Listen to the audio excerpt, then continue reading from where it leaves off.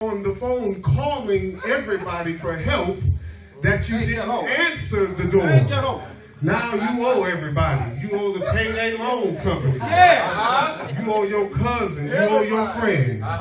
But if you would just have held out 1 minute longer, God could have stepped into your situation and supplied all of your needs. It seems as if it has become more important for God to deliver us from economic oppression than it is for him to deliver us from the oppression of sin. But if you ever had a true encounter with Jesus, not only will he provide seed to the sower, but his humbleness, his long suffering, his forgiveness, and his love will take precedence in your life. I wish I had a witness in here right now. I feel like praising him for a minute. It's significant that we should never downgrade the sovereignty of his majesty, because God indeed raised Jesus from the dead with all power in his hand, and he is the King of kings and the Lord of lords. But his greatest work was to be the suffering servant as the lamb without blemish, slain before the foundations of the world. And if I fully comprehend how God so loved the world like this, it is time for me to take a good look in the mirror and tell myself to get up and be about my Father's business. Because what the world needs is love today. But the only way that they can receive that love is through you. So then the collaboration and contrast collide, because in Jesus there is both the Lion of Judah and sin offering sacrificial lamb. On the one hand, you have the Almighty King, whose earth is his footstool. And on the other hand, you have a rejected and mistreated servant who stayed obedient to the cross. You can't separate the two. You have to have one with the other. And it's interesting now that in this life there are components that are opposed and intricately interwoven at the same time. Many in here today have found themselves in relations with someone whom they can love and hate all together. You can't even reason why you still deal with them, because they can work your last nerve. But every time you think about the taste of that sweet honey, Lord have mercy, you keep running back every time. I don't want to get too explicit. I just want to talk to some grown folks this morning. You ain't got to say amen, but touch your neighbor and say,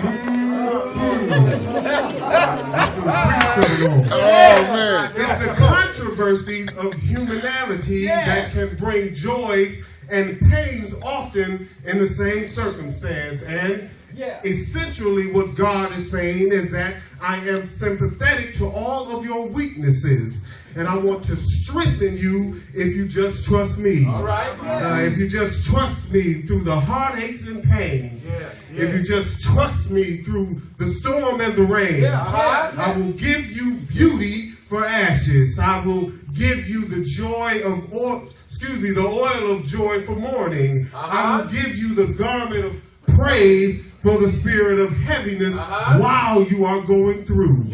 You can look back in your life and find that in your most desperate time of need, it was there that you found your greatest consolation. Some of us had to go through hell this year. But it was in hell where God took you by the hand and confirmed to you that I will never leave you nor forsake you. There were times in which I would think that this body was invincible and that I was sovereign over all of my environment. But it was there that God exposed the fragility of my existence. And it was he who's the only one that could keep me with his keeping power. So now his faithfulness now proves himself, because there were many times in our lives when we just walked away from folks and they just allowed us to keep on stepping. But God, with his outstretched arm of love, would only allow you to get so close to the edge. And when you considered contemplating jumping off of the edge, and when you considered all to be lost, he stepped in your place and revealed himself when you least expected him. Yes, he's committed to you. For the Bible says that, yea, though I walk through the valley of the shadow of death, I will fear no evil, for thou art with me, Lord, and your rod and your staff, they comfort me. The humbling effect of God's presence will constantly make available God's revelation to you. And it is at that moment whether you choose to either yield in contrition or continue in the blindness of your rebellion. It is a truth, man. It is a truth, then, that you can't see the light if there's no darkness. You can't try faith if you have not recognized fear. And certainly you can't begin to walk in the Spirit if you don't understand first you have been bound by the lust of the world. Oh, I feel a breakthrough right now. Right here. Y'all ought to praise God. Hallelujah. And it is here where this contrasting crossroad comes to a climax, because everyone in here, in their own idiosyncratic way, searches for truth down a peculiar path. Come on now. God has set perpetuity in our hearts so that everyone desires to identify the real meaning of this life. All right. Some of us believe that getting money is the real meaning of this life. Some of us believe that creating a legacy is the real meaning of this life. But the truth of the matter is that God only created you to give him the glory. And he will not share his glory with your money. He will not share his glory with your legacy. He will not share his glory with another.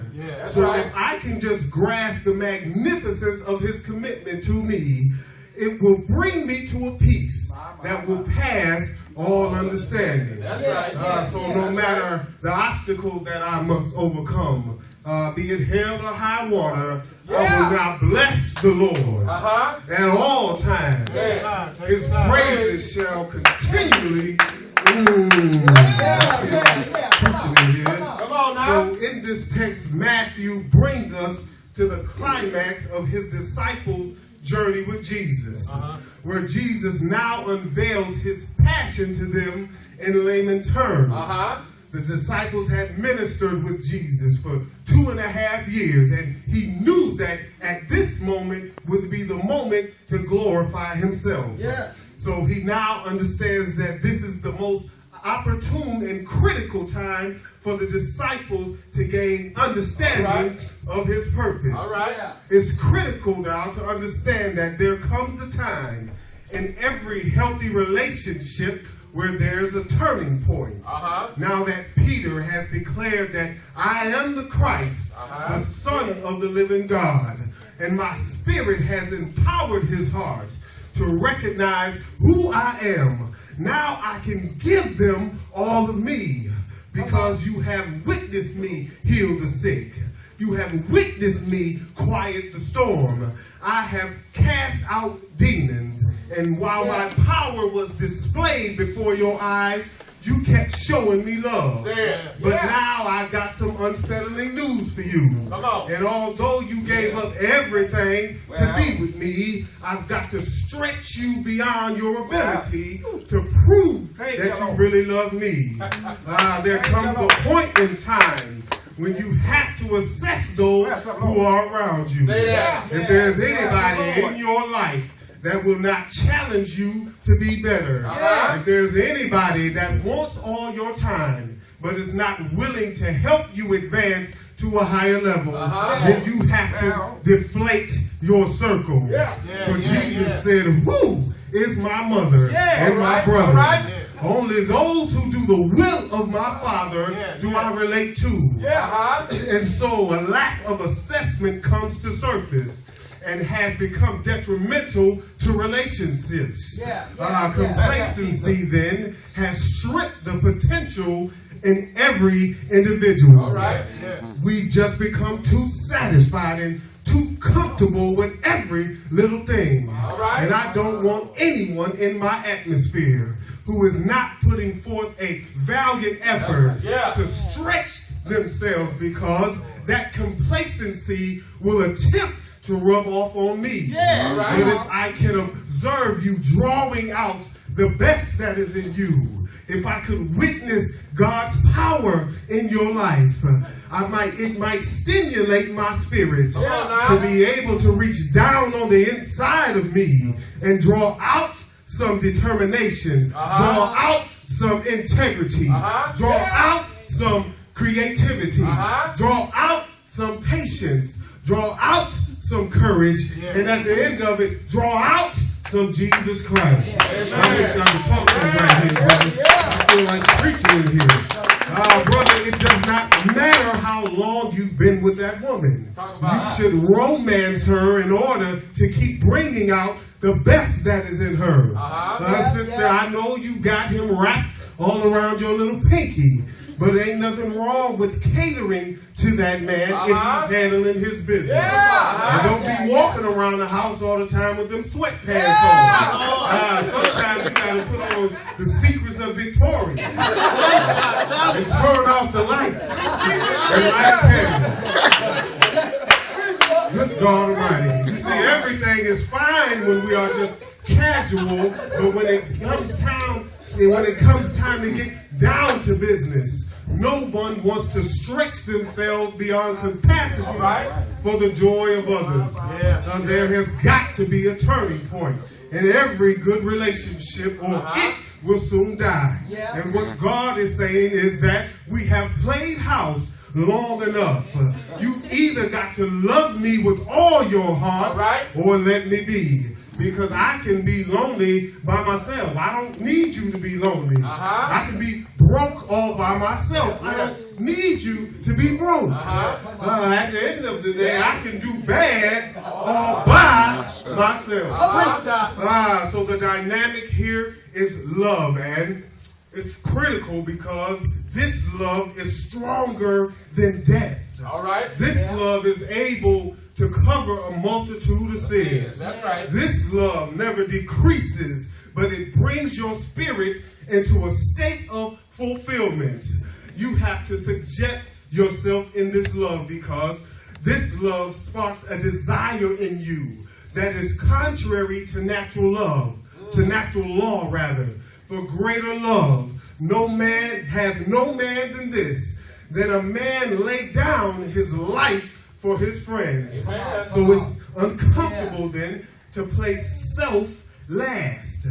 We have a proclivity to set limitations according to the walls of comfort in order to place self first. It is agonizing then when we have to abandon our comforts. I'm guilty of this. I'm most guilty of this crime. I've always said I ain't going there, and I ain't doing that. I've said it many times. I ain't messing with them people. They too crazy for me. But I had to look in the mirror and say, Brother Preston, if God wasn't ordering your steps, you would be just as crazy as the folks you think that's crazy.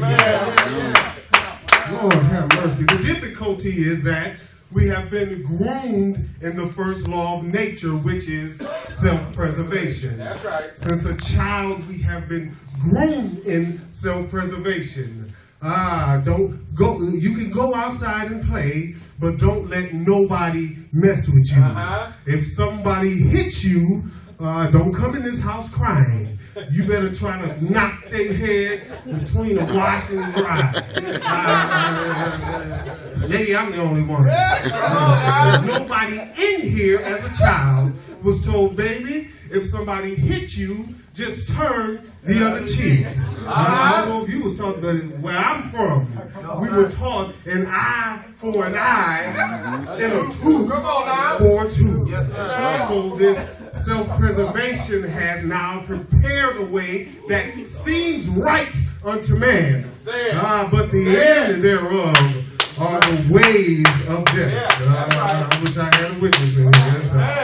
It's become difficult now to break away from self-preservation because in every aspect of life we were taught to put self first. If I was stingy in a tightwad, it's hard for me to be generous. $5, I just ain't got it. If I was talkative my whole life, it's hard for me to be quiet when somebody's saying something to me.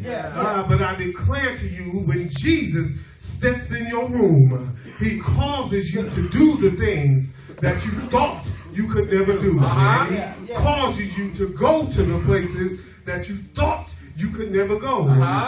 When Jesus steps in your room, he did not initially come in peace, but he came in with the sword that you may have victory to overcome. In order to come out of your comforts in this life and step into life everlasting. For it was Apostle Paul who said that the sufferings of this present time are not able to be compared to the glory which shall be revealed in us.